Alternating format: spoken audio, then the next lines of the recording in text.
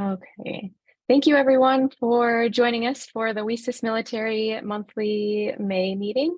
Our guest speaker tonight is Franz from Cyberskyline. He is the CEO. Cyberskyline is the cloud-based platform and content provider that powers the National Cyber League.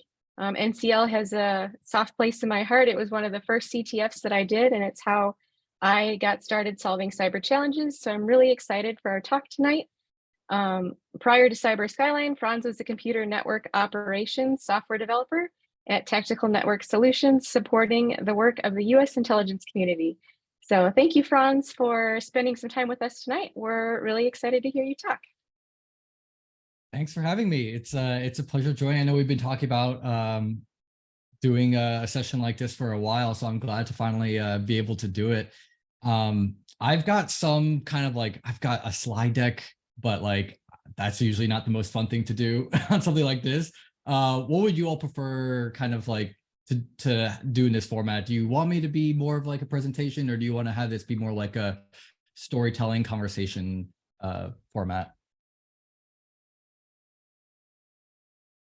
I mean, we're pretty informal, so if you would prefer that, I think we'd be happy with either. Okay, then I will I'll do a little bit of both back and forth and stop by and get people's questions. I really think kind of the important thing in cybersecurity is really the Meryl was just talking about it before. It's just the many different paths that people take, and I'm going to be talking about cyber competitions, but I'm sure people have got a lot of different experiences. I'm happy to share kind of my experience of how I got into cybersecurity as well.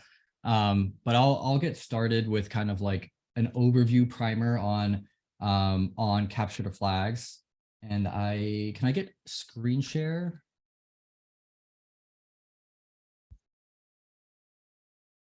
And while we're getting that set up, can people let me know in the chat, how many of you all have heard of CTFs at all? Have you heard of them?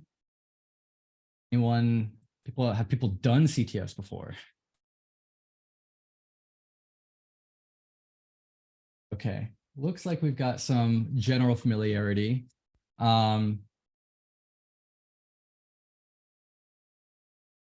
right, so I'll go a little bit more quickly on kind of the background on CTFs then, since it looks like a good number of people already are familiar with them. But basically, what I really love about CTFs, and what I think a lot of people get excited about CTFs for, is the fact that it is the practical application of all the different things you're learning. And so I'm sure if you're trying to get into cybersecurity, you might be taking coursework, you might be following a lot of online tutorials, you might be doing a boot camp. It's a lot more fun to actually do the things you're learning about rather than just hearing about them in slides. And that's why I asked at the beginning, do you all want me to just read through slides? Do you want to do a story and a conversation back and forth? And yeah, the slides can get boring pretty quickly. So being able to play with something is a lot more fun. And that's the whole point of CTFs. It gives you an opportunity to apply your classroom learning by solving real world problems, real world applications. And depending on how CTFs are set up, they might have a differing level of kind of what I would call practical versus contrived examples. Some CTFs are you get an organizer who's wow, there's this really cool security feature or technology that I discovered, so I'm going to make a challenge that's very niche and you're probably not going to see it in the wild ever. Those are a little bit more esoteric, but there's a lot of other ones that are a little bit more practical in terms of all right, let's actually do something that you would see in the real world. And kind of generally speaking, a capture the flag is a cybersecurity competition or an exercise. And the purpose of this is that you want to score some points to get the most points within a competition. It's a little friendly competition. And really, it's an opportunity to train and enhance your skills. And you can do this either as an individual, as a team. What we see is that people like doing a lot more as a team than by themselves. And I think that makes a lot of sense. You actually get to be invested in doing things together. And I feel like you actually learn a lot better collaborating with other people as well. And so it takes what you have from a traditional learning experience where it's very individual, where it's you reading some slides or you listening to a video, and making this a little bit more collaborative and a little bit more enjoyable.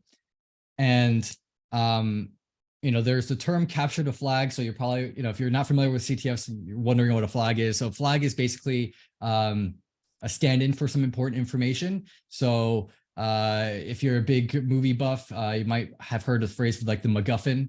It's like the super important thing that we need to get, but it's not really what the thing is not important. It's like just something that's very important. And this is a stand-in so that we don't actually have to have real sensitive information when we do our challenges. So maybe there's some sort of analysis that you're doing. At the end of your analysis, you find some information, and instead of putting in like a social security number there, we put in a flag, which is a stand-in for that important information. It typically follows a standardized format so that it's very obvious when you find that information, so there's no ambiguity there. And that's kind of the primary goal in a CTF, is to solve these different challenges. And when you're able to perform the task that is required, you're able to obtain the flag. Now, we have a unique take with what we do at the National Cyber League, which is we have a lot of questions where the answers don't have a standardized flag, because in the real world, you're not going to be so lucky where every single answer you want to find is going to be in a specific format. And so we'll ask some practical questions where we'll say, hey, find the IP address of an attacker. And you type in the IP address instead of something in this standardized format. And that lets you actually do something that's a little bit more practical without that huge stand-in. But sometimes it's still used, especially when it is supposed to stand in for something that is really supposed to be sensitive. So what do we do in a CTF? A lot of different things. It really depends. There are a lot of different CTFs. A lot of them have specific themes. So you might have a web application security CTF. You might have one that's focused entirely on reverse engineering. But these can cross a wide gamut of different skills, whether that's tracking down hackers by using forensics evidence, decrypting and encrypting sensitive messages, auditing web servers for potential vulnerabilities, a lot of different things. And really what it is, that application of what you're learning. And so choosing a CTF that aligns with your interests, or if you don't know exactly what you might be interested in, that's a great opportunity to do some more general CTFs, which will give you a wide exposure to different topics. And the real point of doing a CTF, I always kind of harp on with CTFs, really the point is not to win. The point is to build new skills. Whether you're an expert or you're a beginner, if you participate in a CTF and you haven't learned anything, then what is the point? Like, at the end of the day, getting first place, second place, third place in a CTF, if you didn't learn anything from that experience, it's kind of like, your high school grades at this point in time.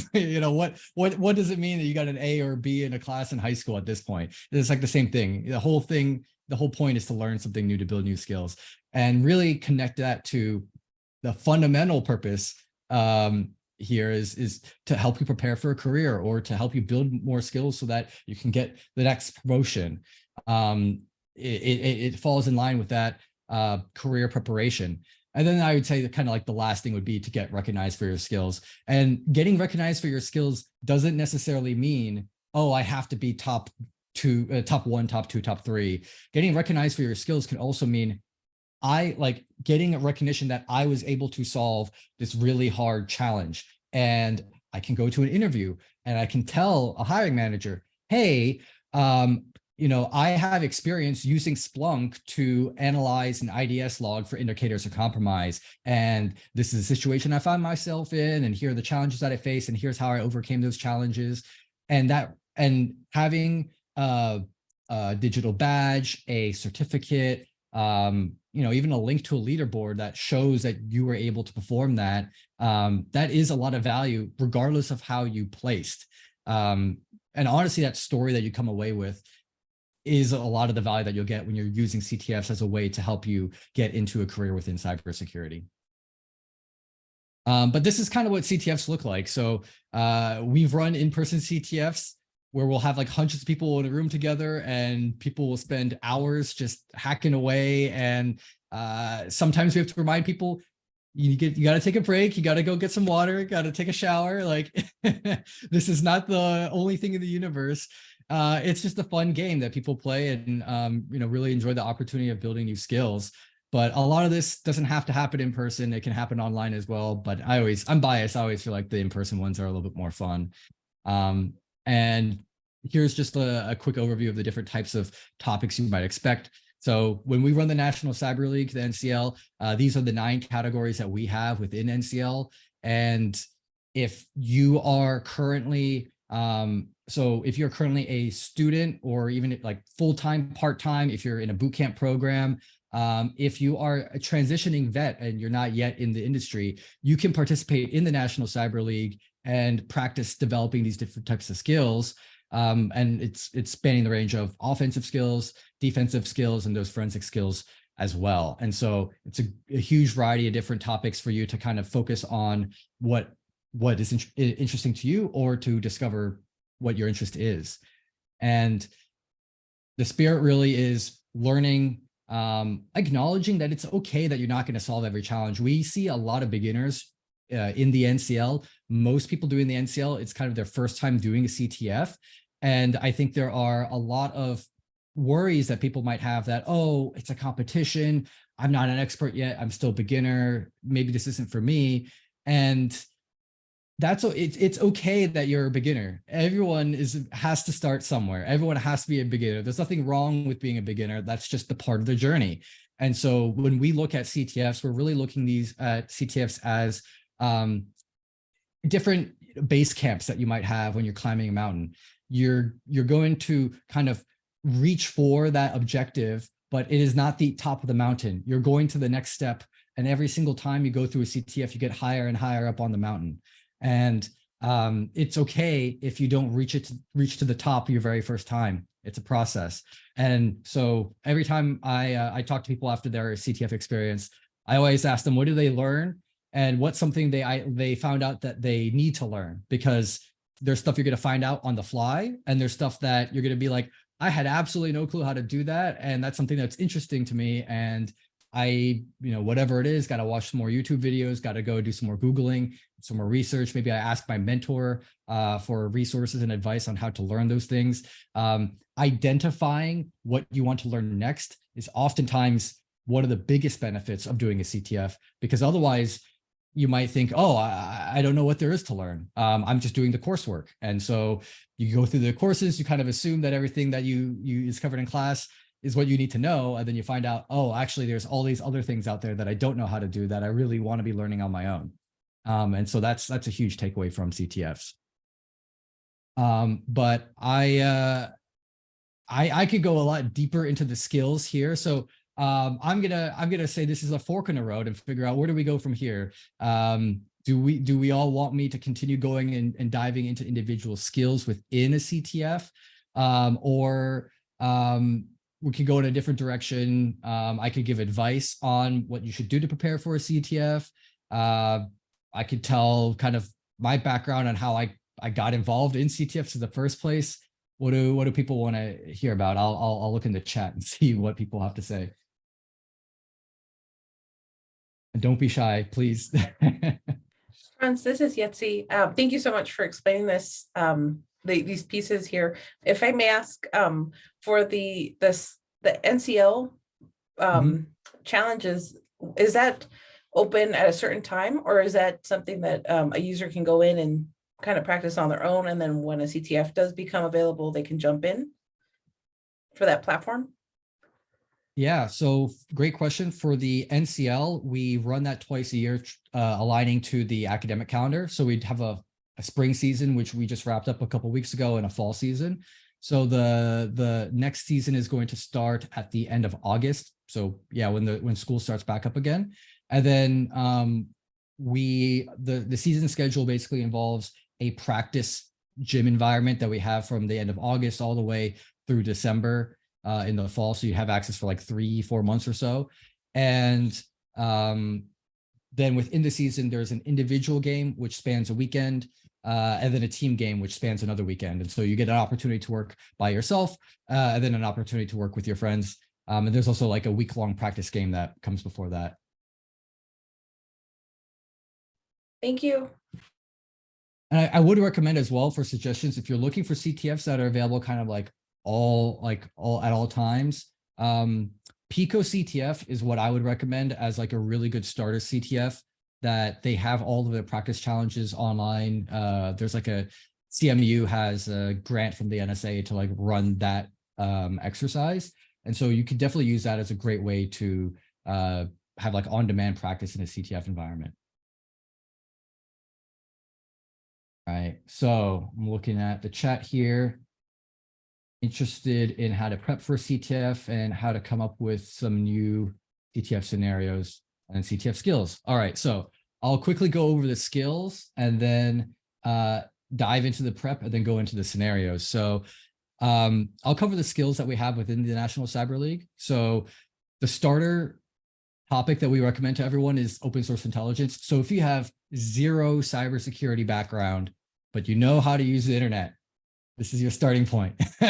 This is what we call the Google it category.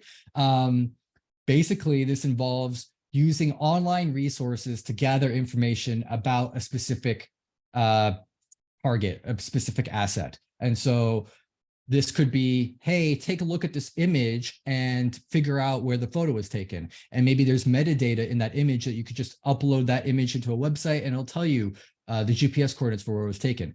Or maybe it doesn't have the GPS coordinates in there. And so you have to look at different clues within that photo and go through like Google Maps and try to like pinpoint down the location and use those online resources to identify something like that. We've done challenges where we give a photo of like an industrial control system, and from that photo we ask you to identify, well, what's the model number of the device that's being used there. And the security implications of all of this is just being aware of how information that's readily accessible on the internet can tie into cybersecurity risk. Another example that we have given is we have asked people to identify what software technologies a startup uses. And the way that you find that out is you go to the careers page and you look at the technologies they list in their open positions. You go to their GitHub and you see what technologies are being used in their GitHub projects. And so you can figure out, oh yeah, this is a company that uses exclusively Java applications, or oh, this is a company that uses explicitly Go. And from a security perspective, that provides all sorts of information in terms of what they might be vulnerable to, and then what might be possible targets when you're looking at conducting some sort of penetration test. So that's open source intelligence. Very, very quick and easy thing to get into because it doesn't require some sort of fancy expert knowledge. If you're pretty savvy with the internet, you know how to do a Google search, you can get started pretty quickly with this. Then there's log analysis. This is starting to go kind of like down the forensics path, but this is the category where you're going to be looking at logs like from a web server or from an SSH server or from there are different like applications that have their own custom file formats for their logs. And I apologize, I accidentally moved forward. And you're going to be analyzing the data in there to figure out what is normal and what's abnormal and identify, hey, was there some sort of data breach that occurred? And if so, where did that come from and what's the implication of that? So a classic log file that we have are web access logs of a server that was a victim of the Heartbleed vulnerability. And so you can see the requests coming in to the web server, sorry, not Heartbleed, Shellshock. You can see the requests coming into the web server, and you can see all these like command line commands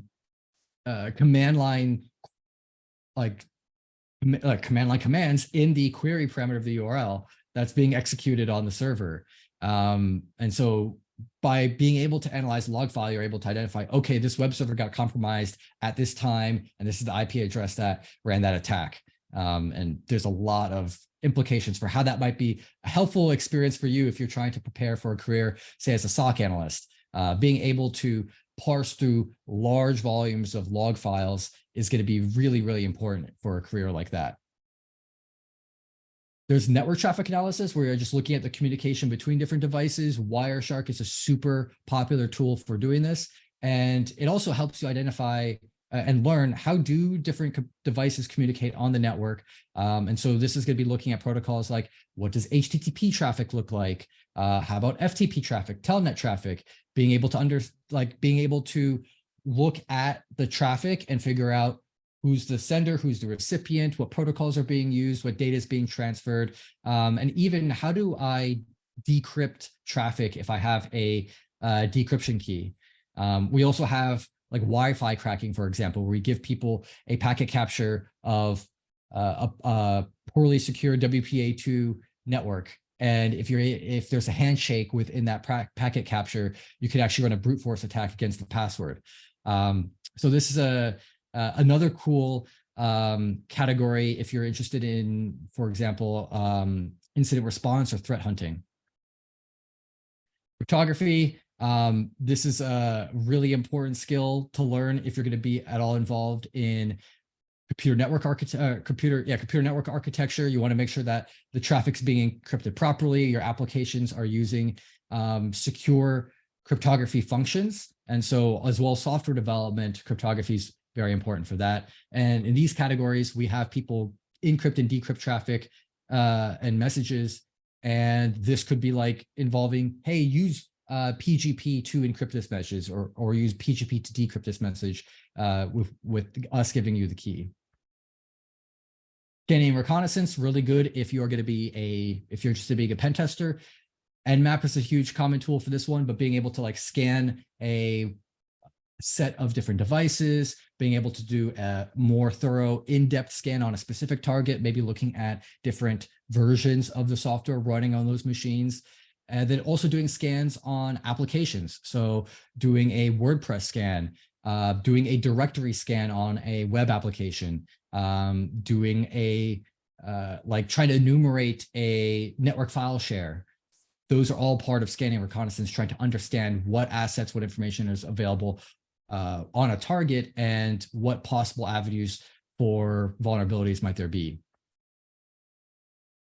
Forensics, and this is kind of more like memory forensics, but looking at some data of files that have been deleted and trying to recover those files, or looking at a memory dump and trying to extract information from a memory dump. So one of the challenges we've done is to provide a memory dump of someone editing a photo in Microsoft Paint. And so then there's this like big binary of just the raw, like everything that is in RAM on that computer.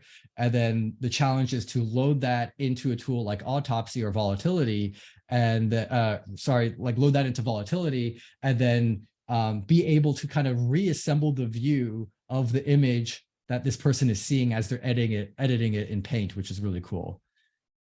Password cracking, pretty straightforward here.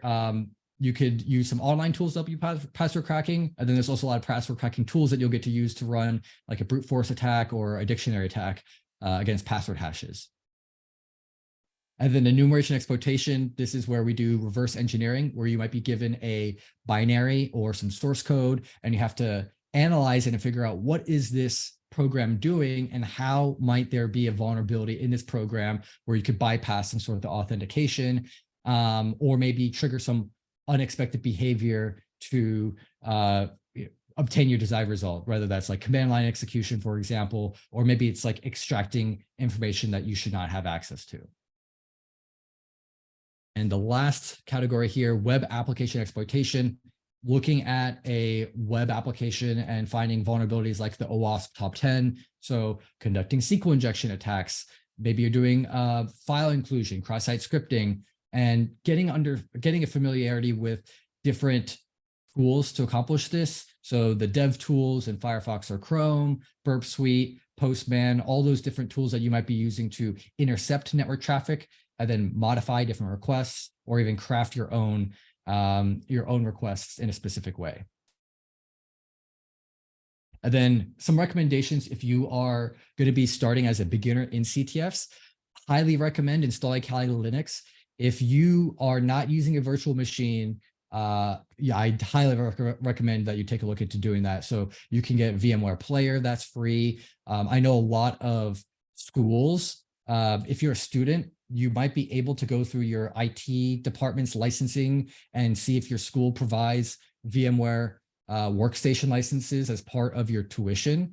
I was able to get that for free as a student, just like download it, and then you've got the ability to run a virtual machine, take a snapshot of what your work is, and then maybe you're doing something that might be dangerous. Maybe you're installing something that you don't know what the heck this thing is, but you think it might help you, but you don't want to take the risk that you get a virus on your computer. So you do it in a virtual machine, you take a snapshot before you do that, you mess around with it a little bit, and then you revert back. So highly recommend using virtual machines. Highly recommend also using Kali Linux because it comes pre-installed with a lot of different tools. And the one thing that I always find myself doing when I participate in CTFs is constantly trying to figure out what tool do I need to use to help me with the problem that I'm trying to solve. And Kali Linux will have a lot of those like very fundamental tools pre-installed. So that'll save you a lot of time and energy. A lot of people like customizing their environment in a way, and they don't like using Kali Linux, they like their own environment. Sure, but if you're completely beginner, you don't know how to get started, Kali Linux is the way to go. It'll save you a lot of time and energy, just not having to download all those tools. And in terms of like psychologically, how are you preparing? I kind of talked about this a little bit at the beginning, but number one is set your goals. So if you're a beginner, set a realistic goal. Within NCL, we have about like 7,000 or so people who are participate in any given season. And so we'll like have someone who comes in as a complete beginner and say, oh, I want to make top 100. And then I'm like, you might want to consider a more reasonable goal, because if you're setting the bar really, really high for yourself, then you're not gonna feel good when you do amazing, but that wasn't your goal. And so it's disappointing. And for context, I always remind people that CTFs are not standardized assessments. You are not expected to get like an A, B, C score. They're designed to challenge people. You're not supposed to know everything. It's not like we've given you all the prep in advance and we expect you to know everything on the test. So the average beginner that we see in NCL is only like very average. They're only scoring about 25% of the total points in the competition. And actually the average score overall is a little bit over a third of the points available. And that's not bad, that's intentional.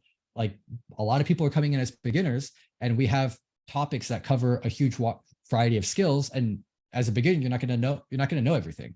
And that's fine. And so if you're a beginner, I'd recommend as a goal, maybe let's just say, try to solve one question in every single category in a CTF. That way you feel like, all right, like that's an achievable goal. I can feel good when I hit it. If you have a specific interest, maybe you're really interested in web application security. Maybe you might say, all right, I want to get 50% of the web application category. I highly recommend for beginners to set goals that are personal to you and not some sort of comparison to everyone else, because this is your journey. It doesn't matter what everyone else is doing. This is your journey. You should set your goals for what you want to be accomplishing. And if you're setting a goal that says, I want to be top 100, that's actually more of a function of like how hard everyone else is trying more than it is how hard you're trying and what your skills are. You could have a lot of skills and 100 other people could have those same skills too, and they could be in the top 100. So I highly recommend setting goals that are personal, specifically to you. And then also, if you're participating in something like the National Cyber League, where it's not like a pickup CTF where it's like you're going to a conference and you're just doing it for the day of, but you are expecting this to be a thing and you're going to prepare for it. Set a schedule. If there are multiple different topics, say that you'll cover one topic per week or something like that, so it doesn't get overwhelming and you have time to digest what's happening. Because I've seen people practice like the week before a CTF and go through all these different topics, and there's just like way too much information to digest and process, and that can get overwhelming. So yeah, make sure you set yourself a practice schedule so you don't feel overwhelmed. And the final thing is create a game plan. This is really important, especially if you're doing a team-based CTF. What we see in CTFs, the highest performing teams are doing several things. Number one, they are taking really good notes. So teams that we see do well, they will have like a Google Doc and they'll copy and paste all of the questions in the CTF, and then they will put in the answers that they think are correct. And then we'll see teams who will like check in and have two people solve every single question. And if the two people agree on the answer, then they'll submit. And they won't submit unless there's agreement there. And then if the two don't agree, then they have to like bring it to the rest of the group and they have to have like a democratic vote on what the answer is. But it's a very, very methodical approach to make sure that you're able to solve everything accurately. And we see that work very well. And it's also a great opportunity to learn from other people, because if you have one person who has one answer, another person who has another answer, they're able to have a conversation back and forth and figure out, well, what's one person seeing that the other person isn't seeing, and which one is correct, versus if you just have everyone work on their own challenge and they're struggling with that, and the solution for that is they just keep working on it harder, it might be more difficult for them to come to the correct answer versus if they had an opportunity to ask someone else. But also that learning process that they're going through is not being shared with someone else. And so that there's a lot of value there that is kind of is missed. If you just have people do if you just say, hey, you do questions like 1 through 3, I'm going to go do questions 4 through 7 or whatever it is, because you're not having that communication, which makes the team-based CTFs really valuable. And I would also say, don't gloss over things which you might take for granted. I've seen teams like say, all right, we're going to do this CTF, and then they forget what time they were going to meet to go and do it.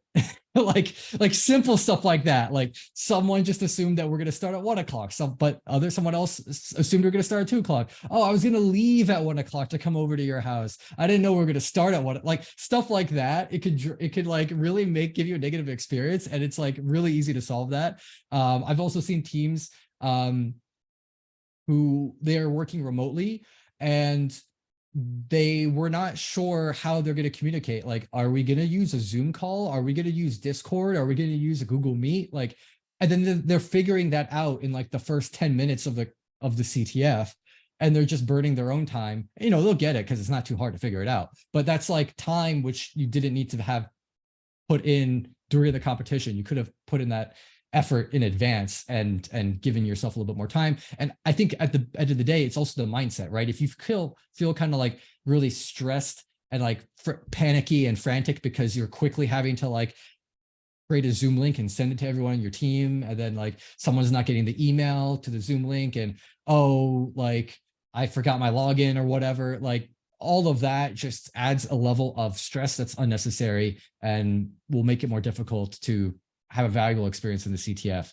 And then the last thing I would also recommend here for the game plan, what is your strategy for documenting what happened? So I've seen a lot of people go through CTF and then they're like, oh, that was fun. And then they kind of walk away and it was like a fun game for them. But in terms of like the learning outcomes, there's a lot that kind of left on the table. So they'll have like notes, which might sit in a text file in their Kali VM, and it doesn't get looked at until the next time they do a CTF. And I can guarantee you that they aren't looking at their notes from the last CTF for this CTF. They're creating another, CTF notes 2.txt and typing their notes then, and then they never go back and analyze, okay, this is what I learned, and this is what I want to learn going forward based on how that went. And especially if you're doing a CTF as a team, there's a lot of value in being able to do a debrief with your team.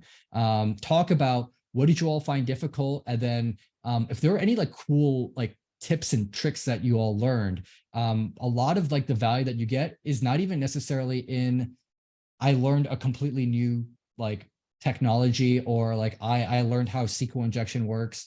A lot of like fun stuff is like, like I learned that Wireshark can let you export all the HTTP objects by like selecting an option in the menu, and then there's like an export all objects option, and that like makes my life way more easy if I'm looking to see the files that were transferred over HTTP. And that's like a fun fact that you can teach everyone else in your team. And so I highly recommend those debriefs, because like those like small nuggets that you might spend your head banging, you might spend your time banging your head on a wall for a while, and then you find a really cool solution, like share that with your friends and help them learn as well. And then, yeah, last bit on preparation, make sure you read the rules. And it's a hacking competition. So people like kind of stretching the boundaries of where rules are sometimes, but it's important to make sure that you don't violate those rules. A lot of time, it's also just being respectful of the spirit of the competition. We've seen some situations where people will, they will like ask the questions in the CTF on like Reddit or in like a Discord server somewhere else, and get other people who are not part of the CTF to help them solve it. And that kind of ruins the fun for everyone else, because like this is supposed to be a competition where it's like the teams that are registered, they're supposed to be doing it. They're not supposed to be getting all this outside help. The scores just are not representative of what people actually did if there's that type of like, cheating a little bit to solve the answers. And then also, like, don't mess with other people unless it's allowed in the rules. A lot of CTFs are Jeopardy style, where every single person, they get to choose which question they want to work on, and they work on each one independently, and you're just trying to compete on who can solve the most questions. You're not directly attacking each other. There are some other activities where you are directly attacking each other, but the Jeopardy style CTFs, you're kind of in your own lane. And we've seen some people like try to sabotage others. Like, we'll do an OSINT challenge, and people will go and like edit the address of a building in Google Maps so that anyone else behind them, when they try to figure out the address for this building in a photo, they type in the wrong address. And I'm like, you can't change the addresses in Google Maps. So like, that's like that's like kind of ethically dubious, but like B, like, just ruining the fun for everyone else. Like, it's against the spirit of the activity. So use it as a learning activity. Don't mess with other people. We're all in this together.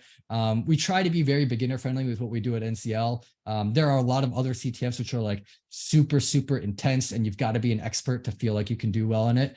But like, I fundamentally think that there's a huge benefit that CTFs can provide to everyone of all skill levels. And so we really take this approach and this idea that, make it accessible, make it so that whether you're a beginner, there's something for you to be able to solve, and make sure that you're learning something as you go through it. And don't worry, don't sweat it if someone else is able to solve more challenges than you. That's fine. That has nothing to do with you. That's them. You've got your own track that you're working on, and as long as you're getting value out of it, that's what matters. But yeah, that's hopefully some interesting information about CTFs, and getting people thinking about like the mentality that you should bring in when you come into a CTF. I honestly think that the most important thing with being prepared in a CTF is not like, oh, you got to go build all these skills before you do a CTF. You're supposed to build a lot of those skills during the CTF. So there's not much you actually have to do to prepare, but it's the mentality. If you're coming in with the mentality that like, oh, like, I'm not going to be able to solve everything, then it's not going to feel good. If the mentality is like, okay, I just want to solve like one question in every category, and you could do that, you're like, oh yeah, that's cool. I'm learning something. I'm able to accomplish something. And yeah, that it's the mentality that's like 100% of the value that you get out of it. All right. I see some questions in the chat. What's your view on using ChatGPT for a CTF? Not to put the question in verbatim, but to use it more like Google to find the steps on how to work through that question. So I will first start with kind of like the NCL policy on ChatGPT for CTFs, and then talk about my personal thoughts on it. So the NCL policy on ChatGPT and AI in general is the generative AI like that we do not allow during the CTF. And it's and then this is now going to connect to like my personal view on it, which is that I think that ChatGPT and other AI can be very helpful to a professional, a cybersecurity professional doing their job. The reason why we don't allow it within NCL is because we've been seeing that it can often hinder the learning process by either solving things for you so that you don't understand how it works. You just know how to prompt ChatGPT and get the right answer, but you don't quite understand why that's the case. And so when you have to encounter something similar in the real world, you don't have the context to be able to deal with that situation by yourself. And then the second thing is, and especially if you're a beginner, we have found that ChatGPT is wrong a lot when it comes to cybersecurity tasks. Like, and this is a common complaint with ChatGPT, where it's like very confidently wrong. And so it can cause a lot of confusion. I've used ChatGPT to try to do NCL, and I'll do something like ask it, can you give me the MD5 hash of this string? And it will just give me something that looks like an MD5 hash, but it's not of the string that I provided it. It's just a random series of characters that look like an MD5 sum, which that's, I guess, what it is designed to do. It's like designed to give you the thing that it thinks that you're looking for, but it doesn't know whether or not it's giving you the right thing. It's just guessing. I've also given it password hashes, and I said, can you crack this password hash for me? And it's like, here's the password. I'm like, that's not the correct password. Like, it's just very confidently wrong. And that can just end up becoming way more effort trying to figure out, is ChatGPT correct? And if so, how did it get the answer? Or is it actually incorrect? And then you spend most of your time trying to fight with ChatGPT rather than like learning in the CTF. So sometimes people ask us like, well, how do you know if we're using ChatGPT? And I'm like, I mean, we really wouldn't. Like, you probably could use ChatGPT, but we say that we don't allow it just because like it's actually harmful to the learning experience at the end of the day. I can guarantee you that no one's getting to the top of the leaderboard by using ChatGPT. That's not happening right now. All right. And then someone asked for how do we come up with new CTF scenarios? So we have 3 different ways that we source ideas for our CTF scenarios. One is what are certifications looking for in their criteria? So we'll primarily look at the CompTIA Security Plus certifications. Well, Security Plus, Network Plus are like the 2 big ones from CompTIA that we look at. And CompTIA seems to be the most commonly used certification in the industry right now. So those are the ones that we kind of focus on. And we'll take their learning objectives in the exam, and then we'll turn those into challenges. So, those learning objectives that I might have about cryptography and understanding of like firewall rules and different types of security tools. We'll take those learning objectives that you might be tested on as like a multiple choice question, and we'll turn this into some sort of activity that you can actually do. So maybe you're being tested on your understanding of firewalls, and we actually give you a log file of a firewall, which indicates what traffic has been blocked or has been allowed. And then we ask you about what services are running and what ports are being blocked. And so you're getting that experience of like understanding what a firewall rule is for the exam, but also you're getting that real world application for how you might see this in a career.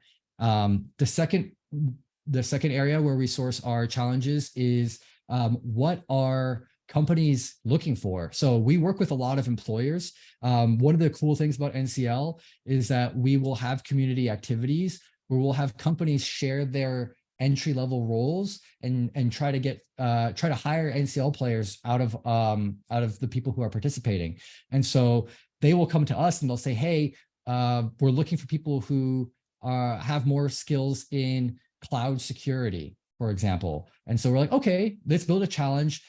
We actually built a challenge where it's an S3 bucket enumeration challenge. And so a couple of years back, Capital One had a data breach where they had their S3 buckets publicly available by accident, and they didn't mean to have them all publicly available like that. Well, you can use a tool to enumerate all those different buckets and actually get access to those those files, even though there's no public link to those files, the enumeration lets you go and get them. And so they might think that these are unlisted, no one can find them, but actually there are ways to do that. So that's tying into some sort of cloud security challenge that employers are looking for. And then the third way is actually just by looking at, well, I kind of alluded to it a little bit, what's going on with data breaches and what's going on in the news. And so we've built a challenge before where like we've done a shell shock challenge, we did a heartbleed challenge, log4j, we had a log capture, a log file of a server that got compromised via log4j, and you had to identify like when did it happen and who ran the attack. We don't sit around and say, oh, I just learned something cool, let me go and make a challenge for it, because sometimes it's just like there's no good application for it in the real world. And so we're looking at what are certifications looking for, what are employers asking for, and then what are we seeing in the news that might be something very relatable to what you all might be seeing out in the industry. Hey, Franz, this is Yetzi again. Yes. So to piggyback off what you just said, I'm an application security engineer, and a lot of the junior application security engineers that have done the capture the flag challenges, and they do exactly what you said, is that that debrief and that walkthrough, the communication with the team. We have found that those junior application security engineers are such a value to the organization, because they're able to communicate to the developers where they found certain issues without by already having that confidence built when they're already discussing that. And so it's such a huge value to have a junior that doesn't know that they're that good, and then when they realize, like, no, because of capture the flag events and because of the team debriefing that we do, we're able to communicate to certain teams and collaborate with other teammates to fix these vulnerabilities live that are actually happening. So I love that you mentioned that, because that's something I've seen in action for sure. Yeah, that's such a great example. And to build upon that, we have heard stories of students from NCL who because of their NCL experience, they're able to get a raise at their job. And especially when it comes to the report creation. So when you're going to school, most schools do not have classes that teach you how to write incident reports or to like brief a customer. And so going through a CTF like this and then doing the debrief with your teams, I also recommend that imagine you are doing an incident report and you're briefing a manager or a client and you're providing recommendations for what you might do to remediate the issue.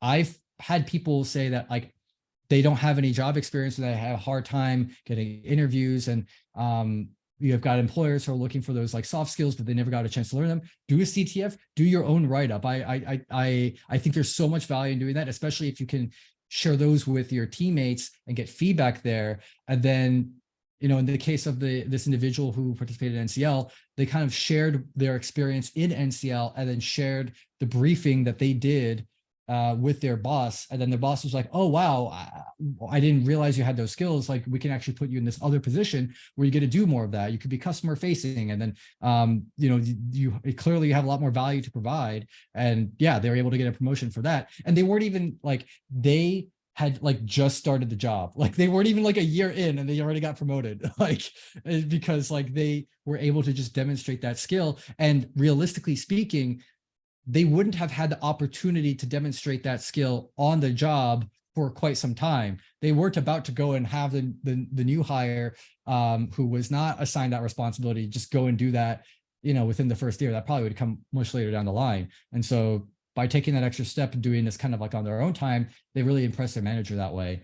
And yeah, even when people are like applying for jobs still, I will say like, hey, did you do CTF? What do you write on your resume about your CTF experience? And a lot of times people on their resume will just say, oh, I placed X in this competition. And I'm like, that's nice, but that doesn't tell the hiring manager what the outcome is, like what's the value of your placement there, because it ends up becoming a number. Like if you do NCL and you say, oh, I was like number 77, or I was number 33, or I was number 112, like these are all kind of just numbers. Like when a manager is hearing this, it kind of like what is the difference between like someone who's 33rd place and someone who's 122nd place when there's like 7,000 people in this event. And so I recommend like writing down the skills that you're able to demonstrate and perform in the CTF itself. And one of those skills can be a skill with doing reports, and then that can catch the eye of a manager and be like, wow, I didn't expect someone who's applying for this entry-level role to have experience doing reports. And then you could say, yeah, you know, here it is. I have a sample of it. We can talk through it in an interview. And then now you're getting an opportunity to impress the manager. And if you just put number 33 in NCL, the manager has absolutely no idea that you have those skills. But just by like listing the skills you're able to demonstrate, that actually gets them to see the value in your participation in that CTF. All right, question in the chat. Love to hear about how you adjust a challenge to be more approachable at different levels, beginner, intermediate, and advanced. So we actually have a very, very specific philosophy in how we develop those different difficulty levels. So the way that we look at it is that beginner level challenges should be challenges that people are able to accomplish by just doing online research. So let's just look at network traffic analysis, for example. We might have a packet capture of HTTP traffic. This is a plain text protocol that is rather simple to learn. If you go and you look at the Wikipedia page for HTTP, you can quickly find out how it works. And so when we ask questions like, what's the first URL that was requested, or what's the IP address of the server, you can go to the Wikipedia page and find that really, really quickly. Actually, more than likely, you could probably type in like, how do I analyze an HTTP? How do I analyze HTTP traffic in like YouTube? And you could probably find a lot of people who have tutorials and guides on how to solve it. And so those easy level challenges, those are things where the participant should be able to do a quick search and get basically a step-by-step guide on how to solve that question. Now, those intermediate level questions, we see those as questions where we might expect the participant to have some additional background knowledge in that topic. So we make the assumption that those intermediate level challenges, if you've taken a class in that cover this topic, you should be able to do this challenge with the information that you learned in that class. And obviously classes have all different, they can have all different levels of quality and what you gain from them, but that's just our general philosophy. And basically what that means is you can probably go online and you don't get a tutorial, but maybe you can pull up the manual, the specification, and follow along with that manual, with that specification to complete the task that you have at hand. So it's not like you can go and be spoon-fed. Here's step 1, step 2, step 3, step 4, but you can go look at the documentation and find the answer. Now, those advanced challenges, those get a lot more tricky. So the advanced challenges, we build those with the expectation that this might be something that you might have never seen before, but we expect that someone who's able to solve an advanced level challenge, they'll be able to go and conduct on the fly online research on the specific technology that might be involved and do a lot of critical thinking to be able to solve the problem. And so this is beyond like, let me just read the manual. This is like you don't even know what tool or what manual to be looking at. You have to go and figure out fundamentally, like what exactly am I even looking at and where do I go from here, and really build that path for yourself, which you might have to deal with in the real world, where like you see a 0-day exploit on the wild and you're like, whoa, what is this? Something's not right. And then you have to like figure out where do you need to look and what comes next. And in those situations, the problem that you're given is not going to be so structured that I use X, Y, and Z tool. Like it's going to be a lot more undefined. And that's what our expectation is with those advanced challenges. And so an example of one of those advanced challenges, we had a packet capture of BitTorrent traffic. And the challenge was to take the packet capture and reassemble the file that was transferred over BitTorrent. Now, there is not a tool that you can really use to go and do that. Like, that does not exist. So you've got to go online. You got to go read the specification for BitTorrent.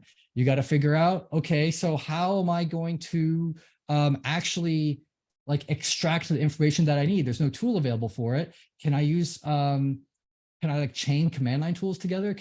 Like you could probably use T-Shark and extract certain fields and then pipe that to a file, or maybe you write a Python script, and the Python script uses something like Scapy to digest that information. Or I think there's like a T-Shark lib in Python that lets you digest that packet capture and then reassemble the data that way.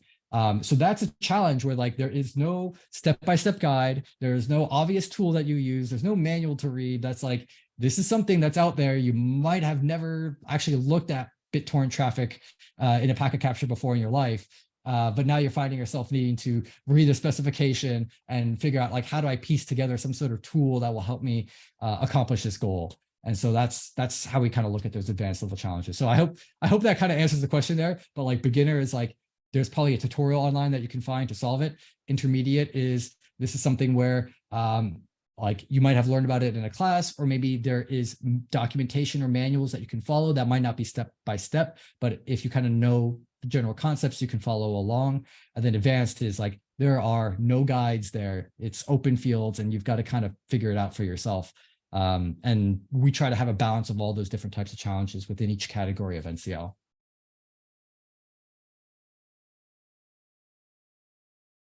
And okay, another question. The backend of CTFs, what programs do you use? How do you deliver them?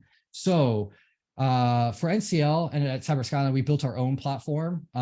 So if you want to know the like technology behind how all that works, I'll go into it. I think it's kind of cool. I'm a little bit biased. So the way that it works is that we have a distributed node application that runs in a containerized environment. So we have multiple application servers, which are each running an instance of Node, which is basically powering the main web service to access all the CTF challenges that we have. We use Nginx as a load balancer between all of the different instances. And then we have a Redis server that we use as a caching layer for things like the leaderboard, so that we don't have to recompute the leaderboard every single time someone goes to that page. It's like cached in Redis, so it's quickly accessed by the Redis nodes, the Node.js applications. And then we also use the pub sub functionality in Redis so that all of the node applications can subscribe to Redis and listen for events. And that lets us do dynamic notifications within the platform. So if you've done a CTF on Cyberskyline before, especially like a team-based one, you might have noticed that if someone on your team solves a question, that gets reflected on your screen in real time. Like as soon as they hit enter in their submission box, that sends a broadcast message to all of the nodes saying, hey, this user submitted this answer for this question. And then all the nodes are looking to match any users that are connected to them, and then send a push out to them through a WebSocket to dynamically notify them, hey, this was a submission that came through. We also utilize Docker infrastructure for our containerized environments. So a couple of our CTF challenges will give you like a Linux command line where you get to interact with like a real live environment. Because we have so many people doing NCL, it's like really challenging to create on-demand VMs to support all of those. Like if you have to spin up like 2,000 VMs at the same time with everyone starting, and then like they're switching between different challenges. So you're constantly spinning up and spinning down VMs, and your AWS bill is just, I mean, Jeff Bezos is just getting rich off you. Like we didn't want to do it that way. So the way that we actually have it set up is all of our live environments where you're actually interacting with the computer environment, those are done in containers on Docker. And that way we can like basically we give most instances are actually running on like 64 meg of memory, because they only need to keep enough memory to run the like one application that you have. So as long as you can like run that one application is good enough. And so we'll have a challenge where we'll give you like a Git repository, and you have to navigate to a deleted branch to recover some information that was improperly deleted, right? It was like a commit that deleted it. It was not purged from the branch. And so if you just go back and roll back some commits, you can get this file that was previously deleted. Well, Git doesn't require very much memory. So if we give you 64 meg, that's plenty to work with that. But if we have to give you like Kali with like MSF console, I have not been successful in running that with less than half a gig. Like just booting up MSF console is a beast in its own. So those might require like 1 gig per instance, but that's still a lot less than like what you might need for a whole operating system. And also when we do the allocations, there's like some overlap and some buffer room, because not everyone's going to be maxing out their memory allocation. And so we can overcommit slightly, realizing that like if people hit their max on their RAM, there's still a lot of people who are not hitting the max on their RAM. But in terms of how you get to connect to that from our infrastructure, a lot of CTFs will use something like a VPN, or maybe they will use something like Guacamole or VNC, and you have to have a client that connects to it. We're able to run everything directly in the browser. And the way that it works is that we have a WebSocket connection that goes between you and the web servers that are hosting the hosts for those Docker instances. And then we give you a direct connection, but from the WebSocket, we have a proxy that will take your web connection and turn it into a raw Linux socket connection into that container. So when you type something in, it's going over HTTP via WebSocket to our proxy, and then our proxy will process that and then just turn that into a raw socket connection into the container. And then you're just typing straight into the container at that point. And then whatever comes back just goes straight back to you as a WebSocket. And then we have a little JavaScript application that can display a command line environment. Actually, it can do more than command line. It can do graphical as well. But like we have some that can display that directly within the browser. So you don't even need to install a VPN or any client or anything to use it. But in terms of like, if you want to spin up your own CTF, CTFD is like a really quick and easy open source tool or open source project that you can use to run your own CTFs. If you want to build your own CTF, the biggest challenge is infrastructure. So as you might have been able to tell from my explanation on how our backend works, we've put in a lot of design into a lot of effort into the design to make sure that it's scalable. I've heard a lot of people having issues with CTFD when they start having to scale it to hundreds of people, because it's not very easily scalable in that way. But if you're doing something like, oh, I have a club or I want to run something for my school, CTFD is probably going to be more than fine to do that. And it's free. So I would recommend doing that. Yeah, there's a lot that you can do with building CTFs entirely for free using something like CTFD. You just need to have like a server. You could probably run it on your laptop if you're doing something small for your school or your club, and you're not having to run like virtual infrastructure for your challenges. If it's just going to be artifacts where it's like, hey, here's a log file to download, or here's a packet capture, that can run entirely off like a laptop. But if you need to say spin up a virtual network where there's like servers and clients and all these things, the infrastructure gets a lot more complicated, then CTFD is probably going to start maxing out pretty quickly. Do you ever do classes around the lines of building them? Because that's what I've recently been messing with Guacamole and Docker, trying to figure out how I can like make some stuff. And it's definitely like ChatGPT, Google, YouTube hell right now. So definitely like it would be great if there was, oh, hey, we have a class or anything like that. Because I feel like there's nothing out there that actually goes into basically what you just explained, right? Nothing out there goes into like how the back end works and how to how to build, how to learn about all that stuff. I mean, we don't teach classes, but you make a good point. I mean, Well, if you look, get $1 million idea out of that, keep me in mind. well, I'll say if you, so wait, for what you're looking for, are you looking for ideas of what to build, or are you looking for ideas for how to implement something that you want to build? Basically, I need like a VM environment that I can have pre-installed files and like different malware and everything for them to trigger and go through like investigation aspects Okay. of it. So I've been trying to figure out how to do that. But like I said, there's no like classes out there and everything about it. But yeah, if you have any recommendations, I'd appreciate it. But I could also, I don't want to like Another derail from all recommendation, this, but yeah, another recommendation to take a look into, I don't, might be Proxmox. We were playing around with that for like a while back.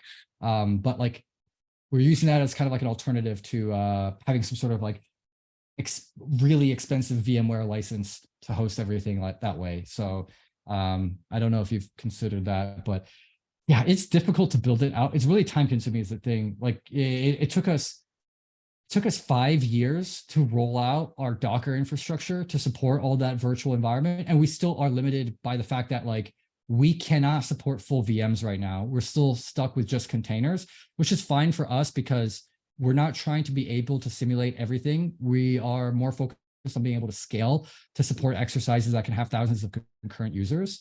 But like it means that we can't get a Windows, we can't get like Windows 8 running in our infrastructure because there's no Windows 8 container. Like Windows doesn't support, the Windows Server command line supports it, but there's no Windows GUI that supports container. Like all the Linux, like we can get Linux running in a Linux GUI working in a container, but we can't get a Windows GUI working in a container. So yeah, that's it's not easy. There's also a ton of like different companies will sell like full cyber range solutions, and then they'll cost you a kidney if you want to use them. They're not helpful if you have your own like little group that you want to run it with. yeah. Yeah, thanks. Yeah, I'm definitely one of those people too, is extremely stubborn. So I like to make sure, see if I can figure all this out before start messaging other people to like try to help. So it just sucks that there's no class out there, but I'll definitely look into those. I appreciate it. Yeah, well, happy to help. If you got any like other questions, I'll drop my email in the chat, and you can shoot me a little email. I can't guarantee that I will have the answers to all the questions, but if I have any advice, I can offer what I've got. Yeah, trying to help people kind of like try to help people as much as I can, but these are fundamentally some tough like infrastructure questions. Yeah. How the other one I was interested, because I know children, right? A lot of people are starting to get kids involved, and they have like small programs with children to do CTFs, and they have those different cyber groups that I think it's like ages 7 or 10 and up, which is Mhm. so cool. Do you guys do anything like that? I know you're more with the universities and stuff, but do you have anything for like younger elementary schools that you're branching into, or? Not that young. We've gone down to the middle school level. Yeah, it's the challenge actually as you start getting that young is actually less to do with like the technical concepts, but more to do with like just general like they're not quite familiar with how to use a computer properly yet. And then that's where I see like a lot of that space being filled with things like the Boy Scouts and the Girl Scouts doing some sort of like cybersecurity badge or patch to help out there. But yeah, we've received that question before, and it's like it's kind of difficult to get an elementary school kid to sit still to spend like an hour trying to solve a CTF challenge. Like there needs to be a different form factor. Maybe we need to make like a mobile app or something that would be more geared towards elementary school kids.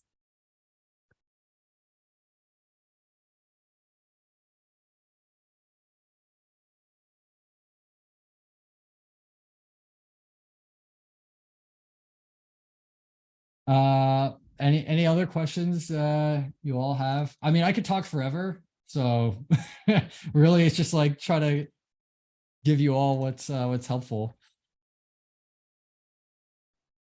No, this was awesome. Thank you so much. Yeah, of course. And I mean, again, if any of you all have any other questions, you want to chat, just send me a message, send me an email. I know this is gonna kill me at some point in time, but I like make it a really like #1 effort to be able to, like, if there is anyone in the cybersecurity community who is interested in learning or talking about like CTFs or cyber education and cyber skills development, like I will give you a link to my Calendly, find a time to chat, because I sit in my room with a bunch of like shelves of like electronics, and I'm by myself in my room and I want to be able to talk to people. And for some reason, we're able to run a CTF for over 10,000 people per year, but then I get to see people like 4 times a year at conferences. So please talk to me.